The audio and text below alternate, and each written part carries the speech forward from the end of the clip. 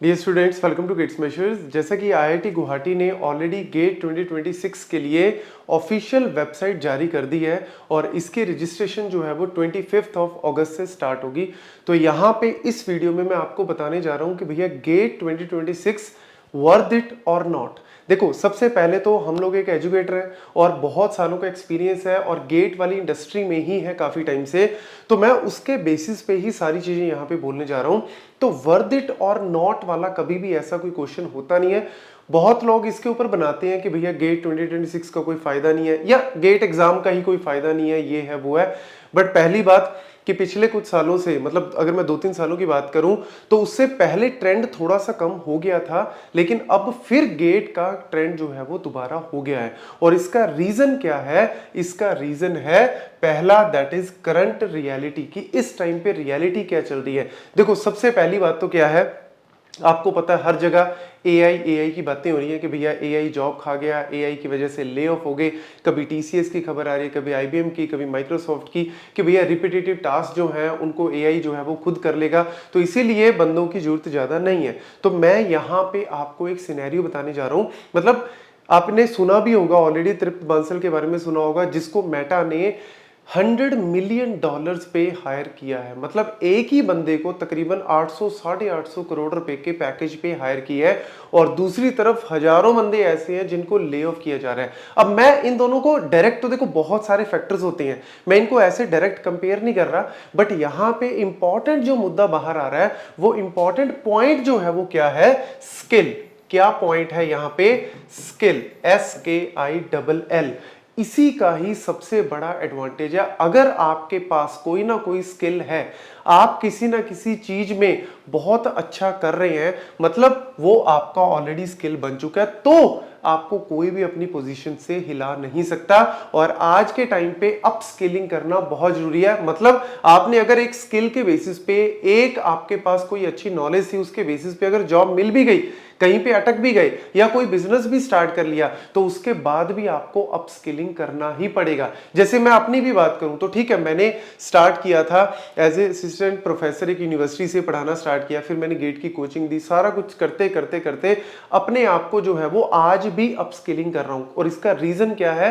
क्योंकि अगर सर्वाइव करना है तो डेफिनेटली आपको चेंजेस के साथ साथ सर्वाइव करने के लिए अप स्किलिंग करना ही पड़ेगा। तो यहाँ पे करंट रियलिटी यही है कि भैया इकोनॉमी जो है वो स्लो डाउन चल रहा है। अब तो आपने ये भी सुना होगा कि ट्रंप बाबा जब से आए हैं तो वो तो इंडिया और इसके बीच में टैरिफ, सैंक्शन, ये सारी चीजों का गेम चल रहा है। अब तो उन्होंने ये भी बोल दिया कि भैया इंडियंस को हायर करना बंद करो या कम करो। बहुत कुछ आ रहा है, बट मैं आपको बोल रहा हूं कि अगर आपके पास ये चीज है ना, तो आपको कोई भी हिला नहीं सकता। तो चाहे एआई आ गया, सारी चीजें आ रही हैं, तो मैं आपको सिर्फ एक पाथ बता रहा हूं, एक आपको एक नए, एक तरह से गाइडेंस बता रहा हूं कि भैया अगर आप वाकई में गेट के थ्रू जाते हो, मतलब अगर आप गेट की तैयारी करते हो और प्रॉपर तरीके से करते हो, आधी अधूरी नहीं, अगर प्रॉपर तरीके से करते हो, तो it can lead you to a good career growth. मतलब आपकी करियर ग्रोथ अच्छी हो सकती है।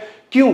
उसका रीजन क्या है कि गेट क्यों मैटर करता है। गेट की अगर मैं बात करूं तो सबसे पहले यहां पे पीएसयूज, मैं ऑलरेडी पहले भी बहुत बार बता चुका हूं, आपने ऑलरेडी सुन भी रखा होगा कि भैया बहुत सारे पीएसयूज हैं, पब्लिक सेक्टर आपके पास जो है वो जॉब्स हैं, चाहे डीआरडीओ की बात कर लो, इसरो की बात कर लो, बहुत सारी। मैं सिर्फ कंप्यूटर साइंस और डीए से रिलेटेड बात कर रहा हूं, ऐसी मैकेनिकल सिविल, उनमें भी कहीं ना कहीं बहुत अच्छी अच्छी पीएसयूज हैं जहां पे स्टूडेंट जो है वो अपनी लाइफ सेट कर सकता है। और दूसरा यहां पे हमारे पास क्या आता है कि भैया हायर स्टडीज में, हायर स्टडीज में एमटेक वाला, मतलब अगर आपके ख्वाब रह गए हो, आपने 11th-12th में तैयारी की हो, कहीं भी जाके कोटा से या कहीं से भी अगर आपने तैयारी की हो जेई की, और अगर उसमें नहीं हो पाया, किसी अच्छे कॉलेज में नहीं जा पाए, टियर 3 के किसी कॉलेज में हो, तो भैया ये एक और अच्छी अपॉर्चुनिटी है कि इसके थ्रू आप टियर 1 कॉलेज में, मतलब आईआईटीज, एनआईटीज, ट्रिपल आईटीज, उसमें जाके जो है वो एमटेक के लिए या एमई के लिए जा सकते हो। 2 साल विद स्टाइफेंड मिलता है, मतलब आपको फाइनेंशियली डिपेंडेंट होने की भी जरूरत नहीं है, पैसा भी आपका लगेगा नहीं, ऑलमोस्ट आपको जो है वो उतना स्टाइपेंड मिल जाता है कि आपका खर्चा पानी भी निकल जाता है, और साथ ही साथ एक आपके पास 2 साल का टेन्योर ऑन मिल जाता है कि जहां पे आप अपना स्किल डेवलप कर सकते हो, किसी भी पर्टिकुलर चीज में एक नया स्किल डेवलप कर सकते हो और उसमें आगे एक्सेल कर सकते हो। तो ये भी एक कहीं ना कहीं एडवांटेज मिलता है। मतलब मैं खुद इस पाथ से गया हूं तो मुझे पता है कि भैया अगर बीटेक में मतलब इधर उधर की टाइम पास कर लिया, ऐश कर ली बहुत सारी, और अब आपको लग रहा है कि भैया मेरा कुछ नहीं बन रहा, तो फिर मैं बोलूंगा कि, और इवन अगर आपके कॉलेज में कोई अच्छी जो है वो कंपनी नहीं आ रही या ऑफ कैंपस को कोई इतना स्कोप नहीं बन रहा, तो मैं बोलूंगा कि भैया फिर आपको डेफिनेटली इसकी तैयारी जो है वो अच्छे से करके, ऐसा नहीं कि गेट भरना चाहिए, मैं ये नहीं बोल रहा यहाँ पे कि गेट का फॉर्म भरो, मैं ये बोल रहा हूं कि अगर तैयारी करना चाहते हो तो डेफिनेटली आप गेट का फॉर्म भरो। ऐसा नहीं कि भैया फालतू में 2000 रुपए का फॉर्म है, तो ऐसा नहीं कि फालतू में टाइम और पैसा वेस्ट नहीं करना। और मान के चलो कि अगर आपने टॉप आईआईटीज में या फिर टॉप के एनआईटीज में या फिर ट्रिपल आईटीज में या फिर सेंट्रल यूनिवर्सिटीज में अगर आपने इसमें जाना है, तो मान के चलो कि आपका 1500 रैंक से नीचे नीचे होना चाहिए। मतलब 2000 तक भी कहीं ना कहीं अटक जाता है बाई लक, लेकिन 1500 में बोलूंगा उससे नीचे नीचे अगर आप ले आते हो तो डेफिनेटली। और कितने लोग भर रहे हैं, जैसे लाख सवा लाख के अराउंड स्टूडेंट भरता है, और इस बार हो सकता है कि कंप्यूटर साइंस में 1.5-2 लाख बच्चा आ जाए, और ऐसी डीए में थोड़ा कम रहता है, बट फिर भी डेटा साइंस और एआई में भी स्टूडेंट जो है वो आ रहे हैं, क्योंकि अभी उसको 1-2 साल ही हुए हैं। तो मैं बोलूंगा कि आपका रैंक जो है वो अच्छा होना चाहिए, तभी आपको बेनिफिट है, और उसके लिए आपको अच्छी खासी तैयारी जो है वो करनी पड़ेगी। और ऐसा नहीं है, कई बार स्टूडेंट के दिमाग में रहता है कि भैया अगर मैं गेट में घुस जाऊं तो प्लेसमेंट अलग रास्ता है और ये अलग रास्ता है। नहीं, बहुत सारी चीजें हैं। जैसे अगर मैं गेट कंप्यूटर साइंस की बात करूं तो डीएसए, भैया ये तो आपको पता है कि इसके बिना तो कोई जॉब ही नहीं है। कहीं पे भी आप किसी भी, चाहे मेरे पे विश्वास मत करना,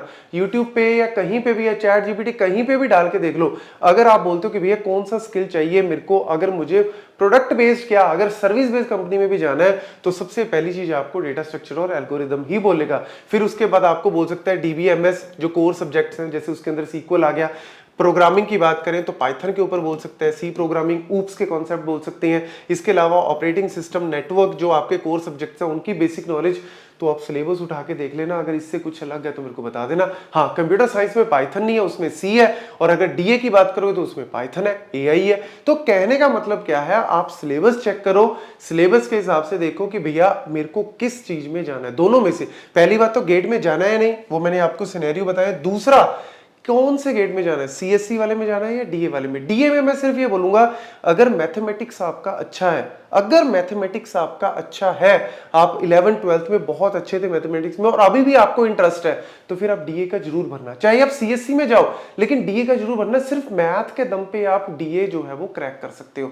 और हाँ, अगर सीएससी में मान के चलो कि आपने 100 में से 50 प्लस के राउंड जो है वो अपना टारगेट रखना है, तब जाके आपका रैंक जो है वो 1500-2000 से नीचे आएगा और आप इन अच्छे कॉलेजेस में विद स्टाइपेंड जा सकते हो। तो ये मैं सिनेरियो इसलिए बता रहा हूं क्योंकि वही है ना, स्किल बनने में टाइम लगता है। अगर आपने बीटेक में टाइम निकाल दिया, अब आप 3rd ईयर में हो, तो ऑब्वियसली 3rd ईयर वाले स्टूडेंट इसको अप्लाई कर सकते हैं, तो आप गेट को अप्लाई करो। अगर आप 2nd ईयर में हो तो भैया 3rd ईयर 1 साल रह गया आपका, तो भैया इस 1 साल में आप तैयारी करो, चाहे आपके सारे सब्जेक्ट्स ना हो, जितने 2nd ईयर या 3rd ईयर तक उतने सब्जेक्ट, अगर 5-6 सब्जेक्ट भी होंगे तो एटलीस्ट 5-6 सब्जेक्ट से ही आप गेट का एग्जाम दो। अगर आप 40-50 मार्क्स ले आते हो तो फिर मैं बोलूंगा कि अगले साल जरूर जाना, आप उसको बढ़ा के एक आपके पास एक तरह से जैसे इंश्योरेंस करवाते हैं ना, तो GATE exam is like a insurance, कि अगर कहीं कुछ नहीं हो रहा तो एटलीस्ट गेट के थ्रू मैं किसी अच्छे कॉलेज में जाके जो है वो एक अच्छा अपना करियर जो है वो स्टार्ट कर सकता हूं। तो ये आप इस तरीके से भी इसको ले सकते हो। बाकी प्लेसमेंट की प्रिपरेशन जो है वो पैरेलली करते रहो। लेकिन मैं वही बोलूंगा कि 3rd ईयर वाले, अभी तो पिछले साल इलेक्ट्रॉनिक्स में 3rd ईयर के बच्चे ने ही गेट का ऑल इंडिया रैंक 1 ले लिया।